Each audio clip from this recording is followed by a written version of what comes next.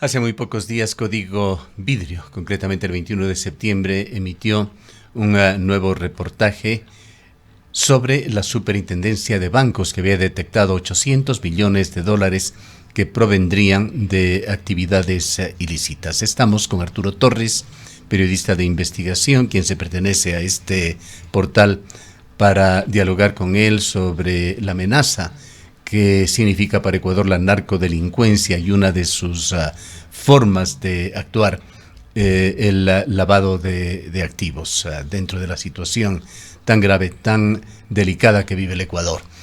Bienvenido, Arturo. En su investigación se menciona que la Superintendencia de Bancos ha identificado esta cantidad de dinero, 800 millones, en billetes de alta denominación que no ingresaron por canales oficiales.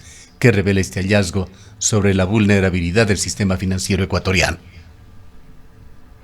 Gracias, Gustavo. Muy buenos días a toda su audiencia.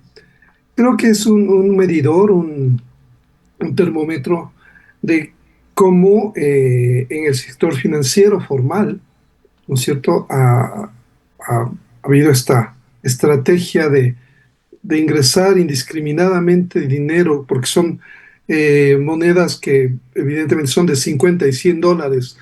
Acá en el Ecuador solamente circulan monedas de 20 dólares, que son las que llegan a través del Departamento del Tesoro, ¿no es cierto?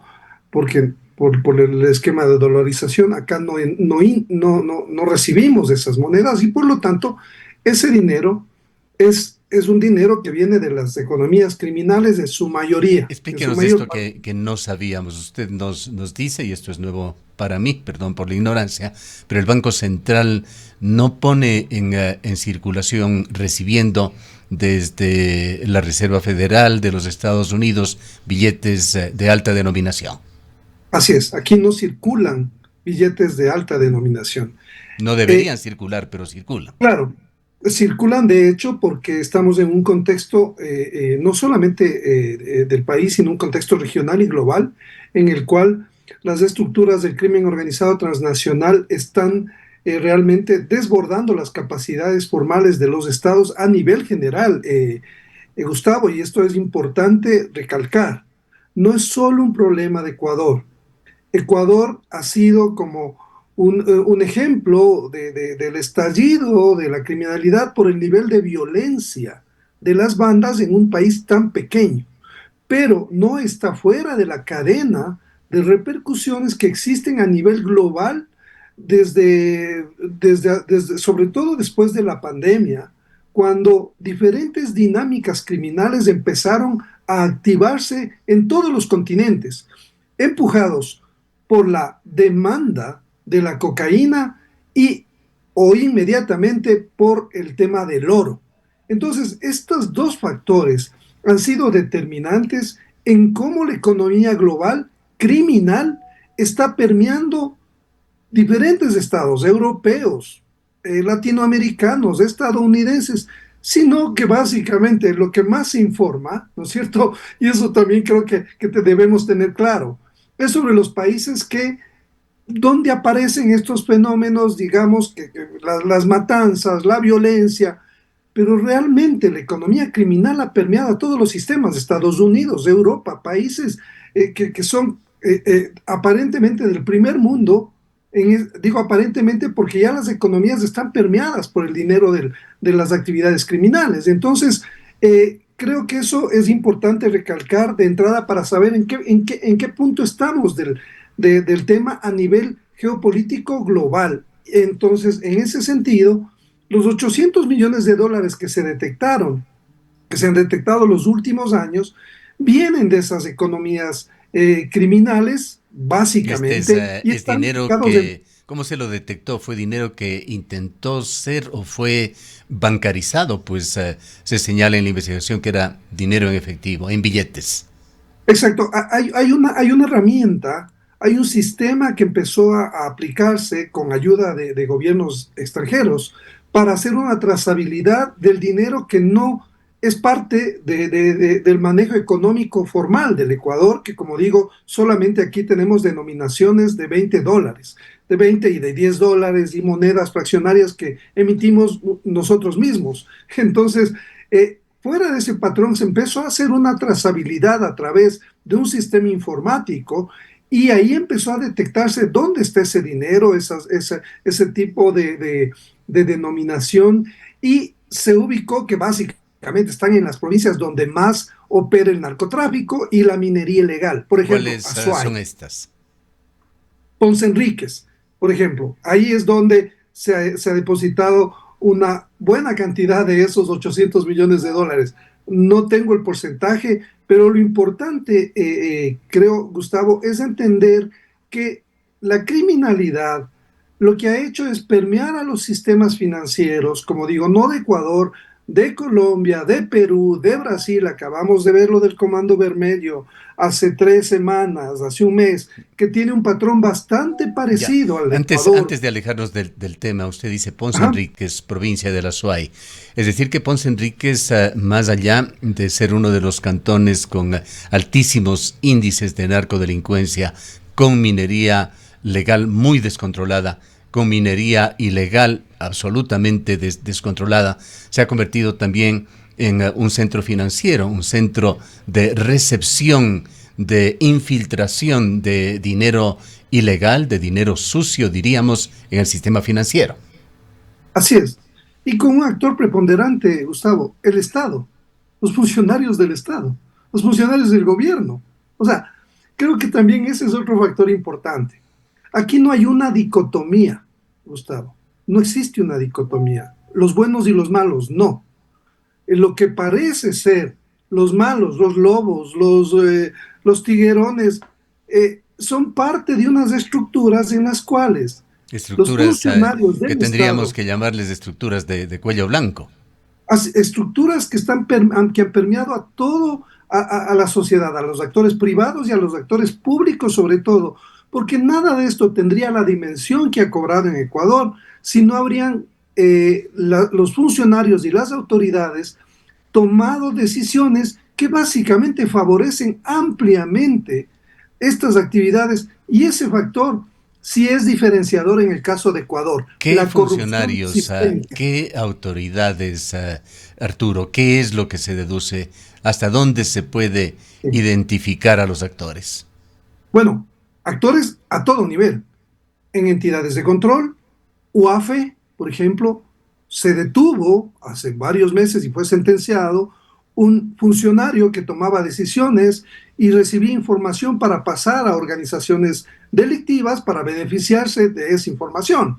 En la policía también han sido detenidos. Vemos que las detenciones son constantes, en Fuerzas Armadas también, porque ya están entrando en el control antidrogas, el riesgo de contaminación es muy alto, en instituciones como la Fiscalía, en la Justicia, en las superintendencias, en la Contraloría. Otra cosa, Gustavo, es que no se ha hecho una radiografía puntual para erradicar un problema que, como digo, es gravitante en el caso del Ecuador y sí nos diferencia del resto, es la corrupción sistémica. Entonces, tenemos una corrupción sistémica que permea al Estado con un actor privado que aprovecha de eso y un actor criminal evidentemente que sabe que esa es una facilidad grande en el caso ecuatoriano con actores externos, ¿Qué, extranjeros y locales. ¿Qué implicaciones trae esto, Arturo, que el crimen organizado esté, porque lo está haciendo de acuerdo con su relato y de acuerdo con múltiples evidencias, está infiltrando recursos en instituciones financieras con complicidad de funcionarios públicos? Este es un fenómeno, Gustavo, que ya viene desde hace más de una década, ¿no es cierto? O sea, este modelo híbrido en el cual aparentemente existe un Estado que controla, ya no existe más ese paradigma. El Estado es un vehículo para las acciones del crimen organizado y se utiliza indistintamente con diferentes operadores para fines concretos y por lo tanto lo que tenemos es un híbrido en el cual la economía ecuatoriana, la economía regional y global, ya tienen fondos ilícitos, ilícitos. Entonces, ¿cómo vamos a poder diferenciar de dónde vino, más allá de este mapeo que ya hizo la superintendencia de bancos? Creo que el problema debe ser como un poco más pensado y abordado desde una lógica muy pragmática, Gustavo, en el sentido de que no vamos a erradicar el crimen organizado. No se va a erradicar la delincuencia, que es parte de la historia de la humanidad.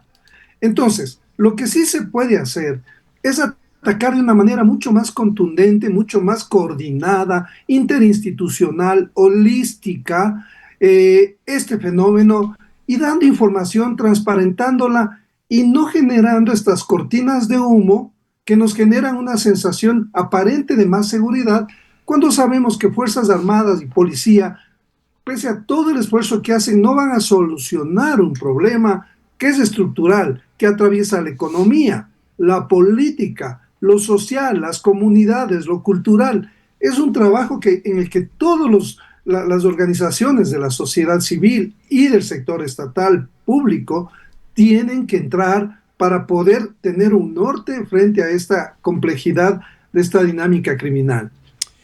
¿Qué patrones o rutas de lavado se han identificado? Particularmente nos interesa, por supuesto, la provincia de La Suay, pero también en otras provincias, provincia del sur como Zamora Chinchipe o la vecina provincia del Guayas. Ujú. Sí, o sea, me parece que lo peor que uno puede hacer es estigmatizar, ¿no es cierto? Y tratar de ubicar, a ver, acá, porque en Azuay hay minería ilegal, existe. Esa es como la coartada perfecta para quienes realmente están haciendo de las suyas, por ejemplo, en Guayas, en San Borondón, en estos sitios, en estas urbanizaciones que tienen mucho dinero y hay muchísimos actores extranjeros, entre esos muchos albaneses de los clanes de los Balcanes que han comprado propiedades, mansiones de 3 4 millones de dólares, inversiones millonarias. Realmente, Gustavo, por los datos que yo he podido corroborar, la zona donde más se lava dinero es Guayaquil y es Manta, ¿no es cierto? Porque evidentemente es desde ahí, desde hace años los choneros han tomado el control de esa economía, pero en el caso de Guayaquil el lavado llegó con fuerza a partir del aterrizaje de los clanes albaneses e italianos hace más de una década. Entonces han permeado esa economía en patios, en el negocio inmobiliario, en el negocio de arroceras, de fincas. O sea, esto atraviesa toda la economía, Gustavo. Y no es solamente, depende de las fortalezas que cada una de las provincias tenga. Y tenemos cerebros financieros de estas economías ilegales que están pensando dónde invertir, dónde lavar su dinero, saben dónde están los puntos débiles. Entonces, es una maquinaria muy sofisticada que se ha ido aceitando durante muchos años con la complicidad y la participación de funcionarios y agentes estatales. Bien. Haciendo un paréntesis en la línea, en el hilo de este diálogo, Arturo, quisiera comentarle que hace exactamente 2 semanas hicimos con Rosana Encalada, nuestra compañera de labores, una inspección a Río Blanco, zona de Molleturo, aquí en la provincia de La Suay, para tratar de confirmar o verificar las versiones que había de que esa mina se había convertido, la mina de Río Blanco, en una explotación ilegal minera. Vamos a poner en pantalla algunas de las fotografías y efectivamente no hay vestigios de que así sea.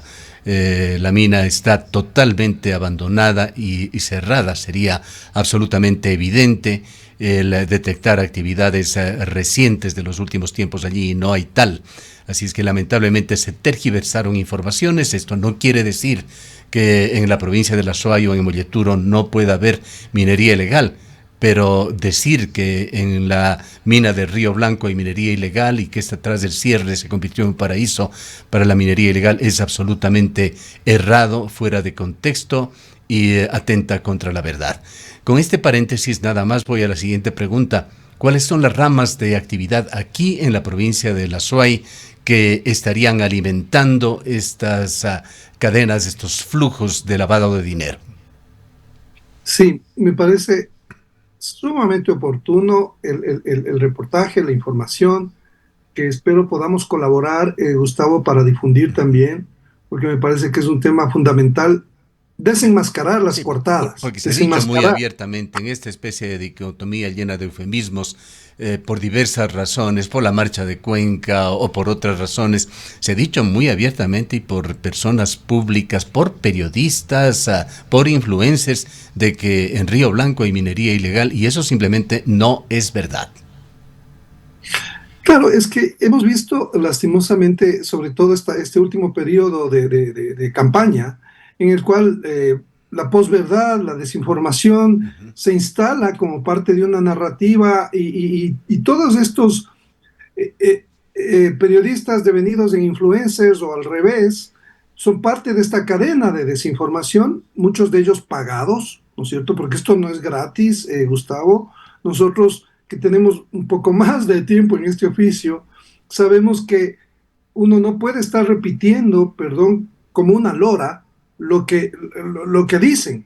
Yo publico lo que puedo constatar y verificar. Ujú. Cuando hay este tipo de amplificación y vemos el contexto en el que se produce, pues hay un fin específico, o sea, desacreditar, generar el chivo expiatorio de la minería ilegal que se vuelve la justificación de muchas acciones oficiales, cuando efectivamente la evidencia es sólida, en el cual no hay minería ilegal en ese sitio, pero ¿por qué entonces? Y yo le digo, Gustavo, esto no son mis palabras, no es mi información, es una información de un oficial de la policía que investiga estos temas, el tema de minería ilegal. Ujú. Y sabe Ujú. que me ha comentado en unas dos entrevistas que hemos tenido en seguimientos de estos temas, de lo que está pasando en la frontera y en relación a los GDOs, que la mayoría de problemas no tienen que ver tanto con los GDOs, sino con mineros ilegales, empresas, ¿no es cierto?, que están como, y todos hablan de la coartada de la minería ilegal con los GDOs, con los lobos. Entonces los lobos se vuelven la franquicia que es el cuco, ¿no es cierto?, que además justifica muchas acciones, cuando realmente creo que hay que explorar mucho más quiénes realmente están atrás. No estoy diciendo que las bandas criminales no estén presentes en actividades delictivas, pero no es en todo. Entonces, si hay ahí una estrategia premeditada, ¿no es cierto?, por agrandar estos fenómenos y provocar un efecto en un contexto político, evidentemente, que trata de buscar un objetivo muy concreto. Claro. Aquí podemos entender que un influencer se equivoque exprofesamente o por falta de aplicación de las normas periodísticas universales, entre ellas el de verificar, pero que diarios importantes como el diario La Hora, que tuvo hace 8 o 10 días un reportaje aseverando, incluso con fotografías militares, supuestamente en el Bocamina de Río Blanco, eso ya es muy grave y delicado. Y ojalá realmente se maneje con mayor profesionalismo estos temas de información en el país, pero no queremos desviarnos del hilo conductor. Le había preguntado, dentro de todas estas investigaciones, de estos contactos con la UAFE, con la Superintendencia de Bancos, etcétera, ¿qué fuentes son las que alimentarían el lavado de activos aquí en la provincia de las Oasis, que alguna evidencia se ha podido recoger? Sí, evidentemente es la minería ilegal en este caso es una de las fuentes constantes de estas economías y de lavado. También Que creo está que muy hay que, concentrada, usted nos señala en Ponce Enríquez, sin sí, perjuicio de que Camilo, pues, aquí en el cantón Sixi sabemos que hay minería legal e ilegal que genera muchos problemas también.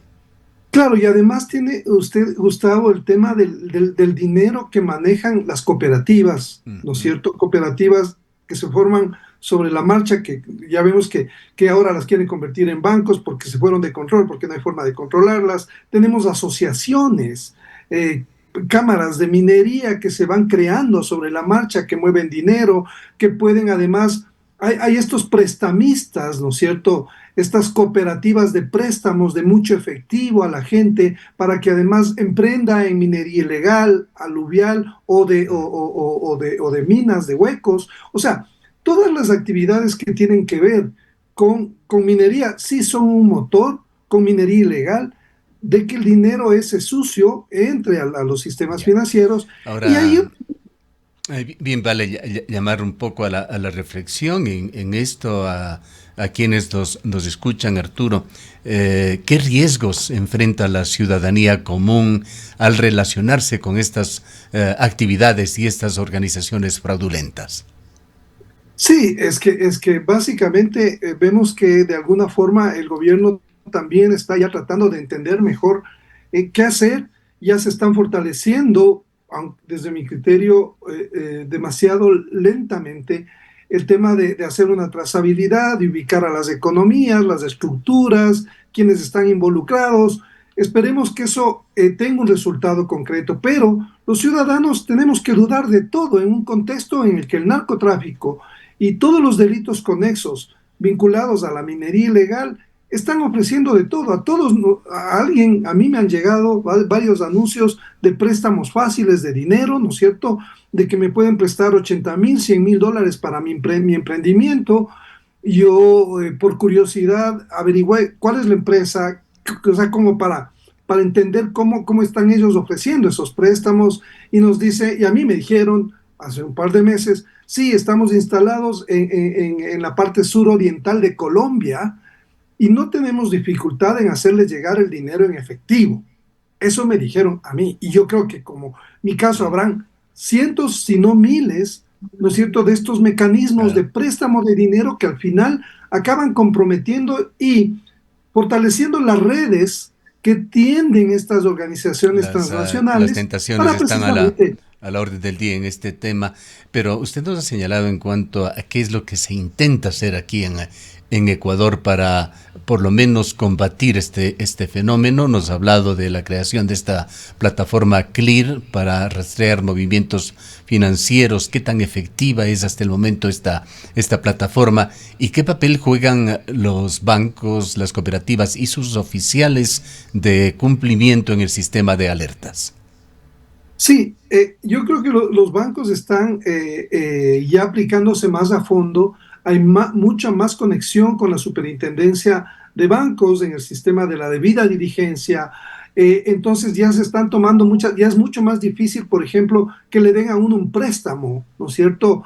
Y que pueda ingresar sin justificar. Es decir, son un sinnúmero de mecanismos, pero que van a tomar tiempo, ¿no es cierto?, en poder plasmarse de una manera mucho más eficaz. Creo que es fundamental la presión que han ejercido también organismos internacionales que tratan de encadenar acciones para que el gobierno pueda como tener más herramientas para poder enfrentar estos problemas, porque nosotros aquí en Ecuador las organizaciones criminales no se están inventando el agua tibia, Gustavo.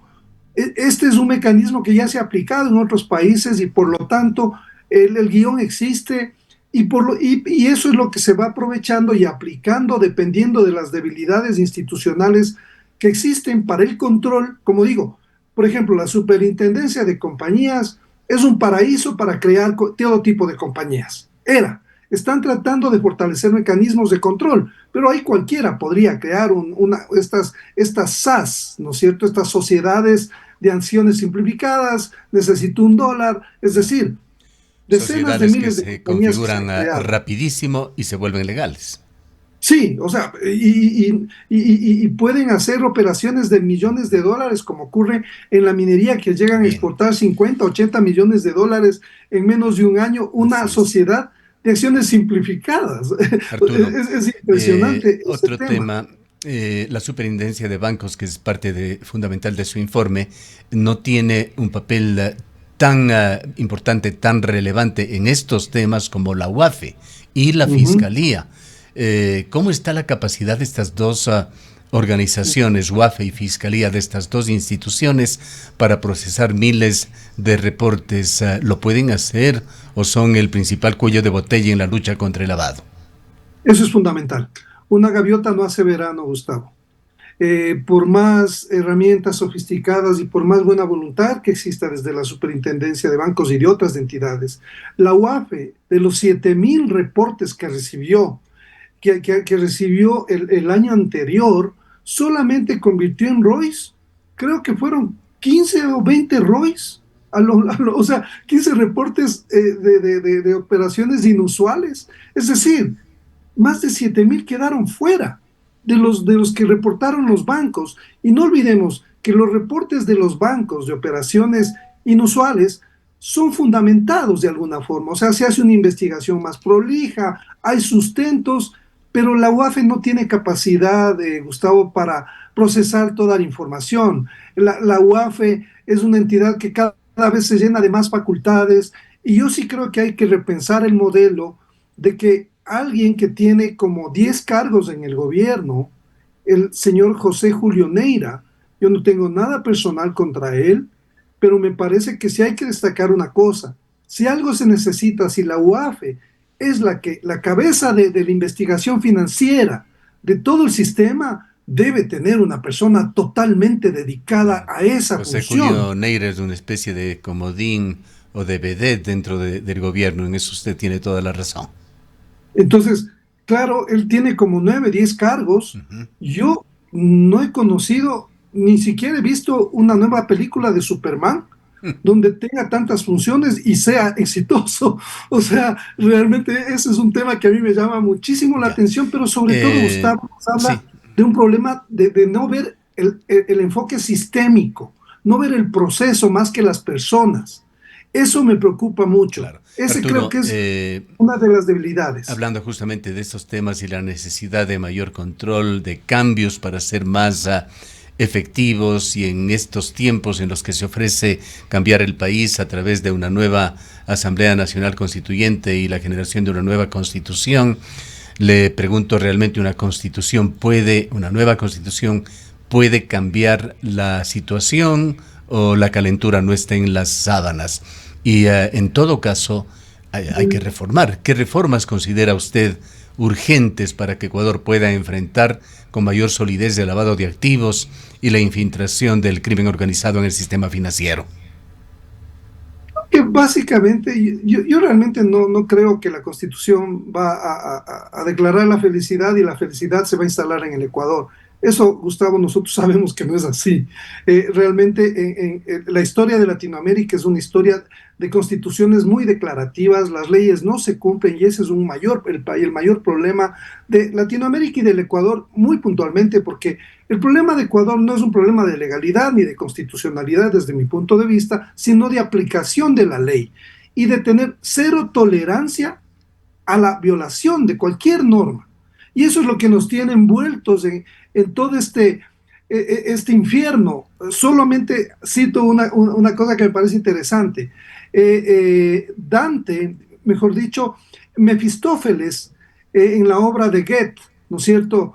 Le pregunta, le preguntan a Mefistófeles, ¿qué es el infierno? Y él responde, ¿no es cierto? Responde que el infierno es un sitio donde no hay leyes, donde no hay límites, donde no hay normas.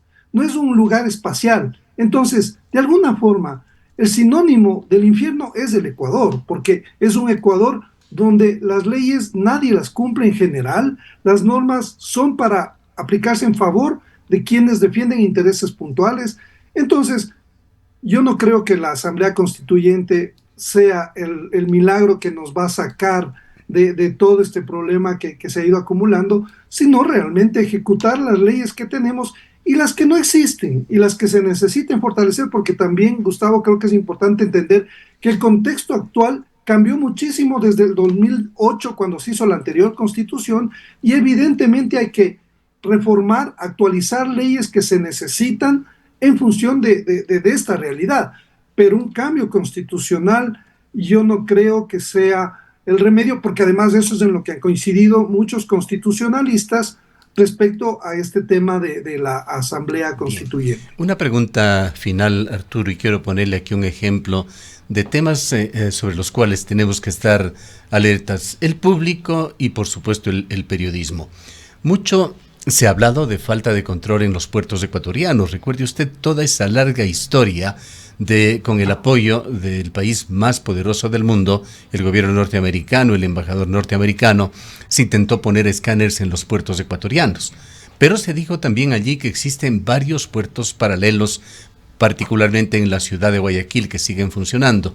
El día de hoy se está poniendo justamente sobre el tapete estas regulaciones con respecto a los modelos portuarios ecuatorianos. Hay una demanda, una discusión que ha llegado ya a la Corte Constitucional, que ha admitido a trámite una acción de inconstitucionalidad presentada por uno de estos puertos o su organización Contecon en Guayaquil. Este es operador concesionado de uno de los puertos allá en esa ciudad. Se habla también de inversiones proyectadas para mejorar estos puertos por aproximadamente $600 millones hasta el 2030, y se dice que en 2025 la inversión en infraestructura, equipos de estos puertos fue de 392 millones. Estamos redondeando ya unos $1.000 millones entre las dos cifras. La pregunta final, alertando además sobre el funcionamiento correcto que debe ser de estos puertos, quisiera preguntarle cómo debe el país equilibrar esa necesidad de atraer inversión extranjera con el riesgo de que el sistema financiero sea utilizado para blanquear capitales ilícitos. Sí, el tema de los puertos es fundamental. No olvidemos que la mayor parte de puertos, hay 8 puertos en Guayaquil, Gustavo, hay 8 puertos y la mayoría son privados, el resto son concesionarios y hay uno de la autoridad portuaria, ¿no es cierto?, de Guayaquil. Entonces, eso también es lo que no se entiende muchas veces, porque se cree que es un solo puerto de Guayaquil. No, son varios. Y dependiendo del puerto, actúan las organizaciones criminales. Ven las debilidades que cada uno va teniendo, hacen una radiografía y en función de eso les contaminan. A todos los puertos en Ecuador se les ha contaminado, ¿sí? Tienen contaminación. Y el reto grande que existe es básicamente entender que, claro, los puertos no se pueden parar, el comercio no se puede detener, y esa necesidad es la que aprovechan las organizaciones internacionales, los carteles del narcotráfico, para tratar de evadir con un factor determinante, Gustavo, que son los cooperantes internos. La gente dentro de los puertos, ¿no es cierto?, que incluyen policías, que incluyen trabajadores de los puertos, que incluyen diferentes autoridades y también de las mismas navieras. De ellos debería hacerse un gran perfil para precisamente tener información que permita evitar que la información, porque cuando sale un cargamento de cualquier tipo hacia países europeos, la policía lo que hace es un perfilamiento aleatorio, porque no tienen la capacidad de revisar toda la carga. Entonces, se hace un perfilamiento específico, pero ni siquiera eso, Gustavo, está libre de este esquema de corrupción en la cual los cooperantes internos son los que dan la información de qué contenedor va a salir y va a ser controlado. Entonces, desde afuera, los narcotraficantes tienen las redes suficientes como para decir, ok, no controlen estos contenedores, mandan información a través de mecanismos encriptados. Es decir, en pocas palabras, el tema de los puertos es un tema que no se ha abordado con una estrategia sostenida como para impedir que la mayor parte de la cocaína que sale, sobre todo hacia Europa, tenga todas estas vulnerabilidades que son aprovechadas para sacar la droga hacia diferentes destinos. Bien, y justamente esta acción de inconstitucionalidad presentada por Contecon nos debe llevar a esa gran pregunta: si la gestión portuaria debería mantenerse bajo el esquema actual que permite libre competencia entre puertos públicos y privados,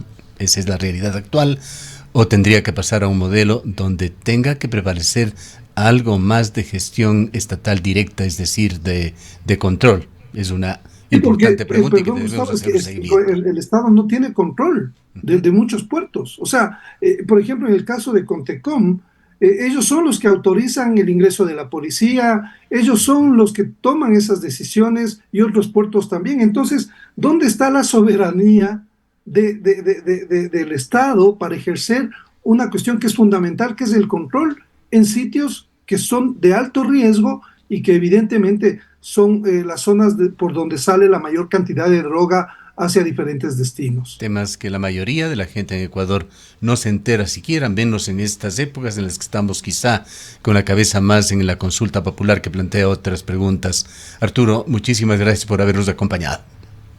Muchas gracias, Gustavo. Un excelente día.